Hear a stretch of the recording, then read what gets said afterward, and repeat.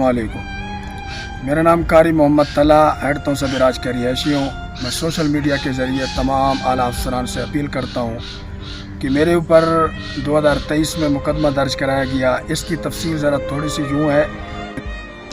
Coat अदू head Taunsa बिराज के रिहायशी कारी मोहम्मद तलहा जामपुर मस्जिद में बच्चों को दर्स दिया करता था। जामपुर के रिहायशी मोहम्मद इकबाल की बीवी शान बतूल और मोहम्मद तलहा की फैमिली के साथ 5 साल पुराना ताल्लुक था।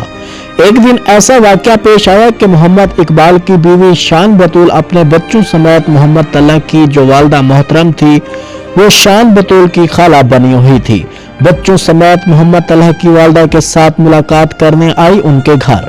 किया हाई कोर्ट के अंदर शान बतूल ने ये कहा कि मैं आपकी फैमिली को सपोर्ट करती हूँ कि ये किस तरह हो गया कि मैं मिलने के लिए यहाँ पे पहुँची हूँ, यहाँ सैर व तफरीह करने के लिए पहुँची हूँ। 164 के बयान हमारे हक में दिए, अपनी मर्ज़ी के मुताबिक दिए। फिर उसके बाद DPO राजनपुर के पास उसने कागज़ दर्ज कराए, रिट दर्ज की। DPO साहब के पास भी हम पहुँचे। दोनों फरीकैन की मौजूदगी में सूरत हाल ये बनी कि DPO साहब ने हमें 182 का हक दिया।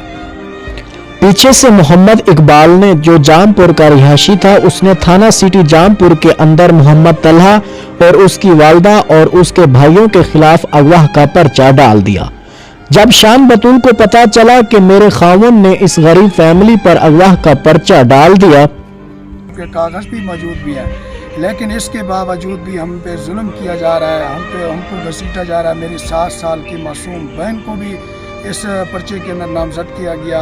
फिर उसके बाद अल्हम्दुलिल्लाह मेरी बहन को बरी कर दिया गया, उसको भी डिस्चार्ज किया।